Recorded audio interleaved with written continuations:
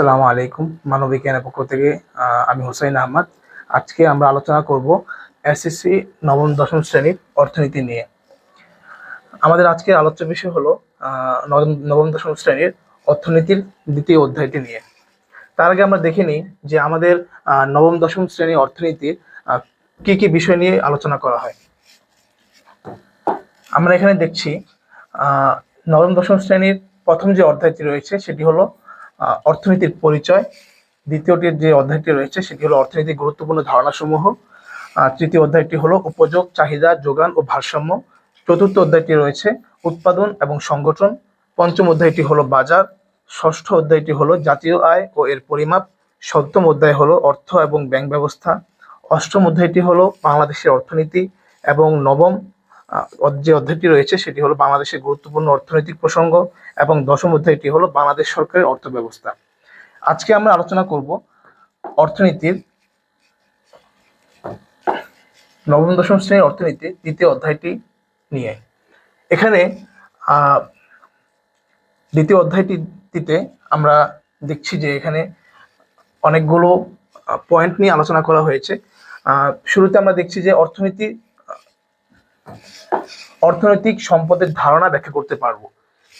দ্বিতীয় আলোচনার বিষয়টি হলো প্রাকৃতিক সম্পদ, মানব সম্পদ এবং উৎপাদিত সম্পদের মধ্যে তুলনা করতে পারবো। বাংলাদেশের বিভিন্ন অর্থনৈতিক সম্পদ চিহ্নিত করতে পারবো। চতুর্থ বিষয়টি হলো দ্রব্য কি তা বর্ণনা করতে পারবো এবং পঞ্চম বিষয়টি হলো অবাধলভ্য দ্রব্য এবং অর্থনৈতিক দ্রব্যের বা পণ্যের মধ্যে পার্থক্য নির্ণয় করতে পারবো। এর পরবর্তী রয়েছে স্থায়ী ও অস্থায়ী ভোগদ্রব্য তুলনা করতে পারবো এবং পরবর্তী বিষয়টি হলো মধ্যবর্তী দ্রব্য ও মূলধনী দ্রব্যের মধ্যে পার্থক্য নির্ণয় করতে পারবো। এর পরবর্তী বিষয়টি হলো সুযোগ ব্যয় ও চয়নের ধারণা ব্যাখ্যা করতে পারবো। আয় সঞ্চয় ও বিনিয়োগের মধ্যে সম্পর্ক নির্ণয় করতে পারবো এবং সর্বশেষ বিষয়টি হলো বাংলাদেশের বিভিন্ন অর্থনৈতিক কার্যাবলীর খাতওয়ারি তালিকা তৈরি করতে পারবো। আমরা আজকে একটি বিষয় নিয়ে শুধু আলোচনা করব, সেটি হলো অর্থনৈতিক সম্পদের ধারণা ব্যাখ্যা করতে পারবো।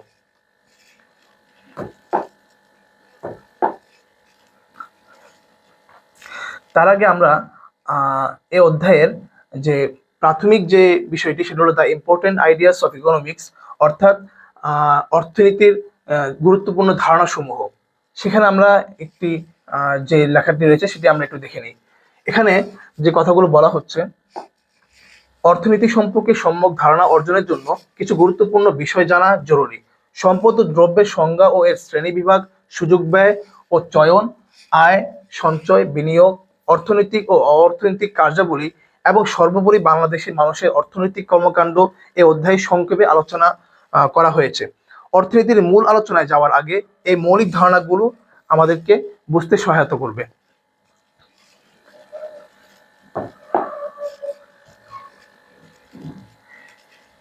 এবার আমরা দেখি যে অর্থনৈতিক যে সম্পদগুলো রয়েছে সেগুলো কি কি। প্রথমে আমরা দেখতে পাচ্ছি যে অর্থনৈতিক সম্পদ সম্পর্কে যে কথাগুলো বলা হচ্ছে, যে আমরা সবাই সম্পদ শব্দটির সাথে কম বেশি পরিচিত। আমাদের প্রতিদিনের আলোচনায় অনেকভাবে সম্পদ শব্দটি আসে। যেমন মিস্টার সুজন অনেক সম্পদের মালিক, একজন অর্থনীতিবিদের কাছে সব জিনিস সম্পদ নয়। অর্থনীতিতে সম্পদ হলো সেই সমস্ত জিনিস বা দ্রব্য যেগুলো পেতে চাইলে অর্থ ব্যয় করতে হয়। সংক্ষেপে আমরা এই দ্রব্যগুলোকে অর্থনৈতিক দ্রব্য বলে থাকি। দেখো এখানে একটি গুরুত্বপূর্ণ পয়েন্ট কিন্তু আমাদের চলে আসছে এবং পরীক্ষায় আমরা এই পয়েন্টটি থেকে প্রশ্ন পাবো যে অর্থনৈতিক দ্রব্য বলতে আমরা কি বুঝি। দেখো এখানে যে কথা বলা হচ্ছে যে আমরা সাধারণত যে যে বিষয়গুলোকে দ্রব্য বলি, অর্থনীতি ভাষায় সেগুলোকে দ্রব্য বলা হচ্ছে না। অর্থনীতির ভাষায় দ্রব্য সেই সমস্ত পণ্যকেই বলা হয় যেগুলোর জন্য আমাদেরকে অর্থ ব্যয় করতে হয়। অর্থাৎ আমরা যে সমস্ত পণ্য বা জিনিস বা দ্রব্য অর্থের বিনিময় পাই সেগুলোকে অর্থনীতির ভাষায় দ্রব্য বলা হয়। অন্যথায় যে সমস্ত পণ্য বা দ্রব্য আমরা সাধারণত পেয়ে থাকি যার জন্য আমাদের অর্থ ব্যয় করতে হয় না, আর সেগুলোকে অর্থনীতির ভাষায় দ্রব্য বলা হবে না। তাহলে এখান থেকে আমরা যেটা বুঝতে পারলাম যে অর্থনীতির ভাষায় দ্রব্য হলো যেটার জন্য আমাকে অর্থ ব্যয় করতে হবে। এর পরবর্তীতে দেখো যে এখানে যেমন কিছু উদাহরণ দিয়েছে যে ঘরবাড়ি আমাকে কিনতে হলে সেখানে অর্থ ব্যয় করতে হয়। আসবাবপত্র, টিভি ইত্যাদি দৃশ্যমান যে বস্তুগুলো রয়েছে সেগুলোর জন্য আমাকে অর্থ ব্যয় করতে হয়। এমনিভাবে ডাক্তারের যে সেবা, শিক্ষকের পাঠদান ইত্যাদি অদৃশ্যমান বস্তুগত যে সম্পদ রয়েছে সেগুলোর জন্য আমাকে অর্থ ব্যয় করতে হচ্ছে, যার ফলে আমরা এই সমস্ত বস্তুগত এবং অবস্তুগত যে আমরা যে পণ্যগুলো দেখছি সেগুলোর জন্য সেগুলোকে অর্থনীতির ভাষায় দ্রব্য বলা হচ্ছে। এর পরবর্তী দেখো যে অর্থনীতিতে সম্পদ হওয়ার জন্য চারটি বৈশিষ্ট্য থাকা আবশ্যক। অর্থাৎ অর্থনীতির ভাষায় যে বিষয়টি সম্পদ হবে সেটির জন্য অবশ্যই চারটি বৈশিষ্ট্য থাকতে হবে তাকে। প্রথম যে শর্তটি সেটি হলো যে উপযোগ। অর্থাৎ অর্থনীতিতে দ্রব্য হতে হলে অবশ্যই সেই সম্পদটি উপযোগ থাকতে হবে। এখন আমরা জানি যে উপযোগ কাকে বলে। দেখো এখানে বলা হচ্ছে উপযোগ বলতে বোঝায় কোনো দ্রব্যর মানুষের অভাব মেটানোর ক্ষমতা। কোনো দ্রব্য সম্পদ হতে হলে সেই দ্রব্যের উপযোগ সৃষ্টির ক্ষমতা থাকতে হবে। উপযোগ নেই এমন কোনো দ্রব্য বা সেবা মানুষ অর্থ দিয়ে কেনে না। তার মানে আমরা বুঝতে পারলাম যে অর্থনীতিতে সম্পদ হওয়ার জন্য যে বৈশিষ্ট্য, তার প্রথম বৈশিষ্ট্য হলো সেটিকে অবশ্যই উপযোগ হতে হবে। অর্থাৎ আহ আহ, মানুষের যে অভাব পূরণের যে ক্ষমতা, অর্থাৎ উপযোগ বলতে আমরা কি বুঝি? উপযোগ বলতে আমরা বুঝি যেটা মানুষের অভাব মেটানোর ক্ষমতা রাখে, সেটাকে আমরা উপযোগ বলি। আর অর্থনীতিতে সম্পদ হওয়ার জন্য আমাকে অবশ্যই প্রথম যে শর্তটি সেটি হলো যে উপযোগ হতে হবে। 2 নম্বর যে শর্তটি থাকতে হবে সেটি হলো অপ্রাচুর্যতা। যে আমাদের অর্থনীতির ভাষায় দ্রব্য সম্পদ হতে হলে তার পরিমাণ ও যোগান সীমিত থাকতে হবে। যেমন নদীর পানি, বাতাস প্রভৃতির যোগান যেহেতু অনেক প্রচুর, সুতরাং সেগুলোকে অর্থনীতির ভাষায় সম্পদ বলা যাবে না। হ্যাঁ, তবে শ্রম ব্যবহার করে পানিকে যখন আমরা বোতলবন্দি করি তখন, এবং সেটা যখন পানি সম্পদে পরিণত হয়, তখন আমরা সেটা কি করতে পারি, সেটাকে আমরা অর্থনীতির ভাষায় সম্পদ বলতে পারি। এমনিভাবে জমি, গ্যাস, যন্ত্রপাতি এগুলো যেহেতু আমাদের সমাজে খুব বেশি প্রচুর না, আমাদের লিমিটেড রিসোর্স, যার ফলে আমরা সেগুলোকে অর্থনীতির ভাষায় সম্পদ বলতে পারি। অর্থাৎ এগুলো আমাদের কাছে অপর্যাপ্ত দ্রব্য। এমনিভাবে তৃতীয় যে শর্তটি রয়েছে সেটি হলো যে হস্তান্তরযোগ্য। অর্থনীতির ভাষায় সম্পদ হওয়ার জন্য অবশ্যই তার তৃতীয় যে শর্তটি সেটি হলো হস্তান্তরযোগ্য হতে হবে। দ্রব্যটিকে অবশ্যই হস্তান্তরযোগ্য হতে হবে। যে সমস্ত দ্রব্য হস্তান্তরযোগ্য নয় সেগুলোকে অর্থনীতির ভাষায় সম্পদ বলা যায় না।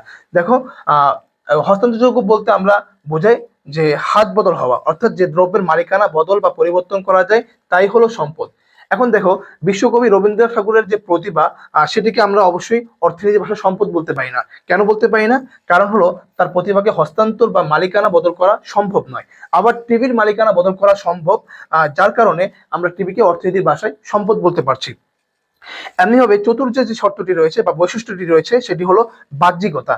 অর্থাৎ অর্থনীতির ভাষায় যে সমস্ত দ্রব্য যেগুলো বাহ্যিকতা রয়েছে সেগুলোকে সম্পদ বলা হবে, যেগুলো তো বাহ্যিকতা নেই সেগুলোকে সম্পদ বলা হবে না। দেখো মানুষের অভ্যন্তরীণ গুণ বোঝায় তা অর্থনীতির ভাষায় সম্পদ নয়, কেননা এর কোনো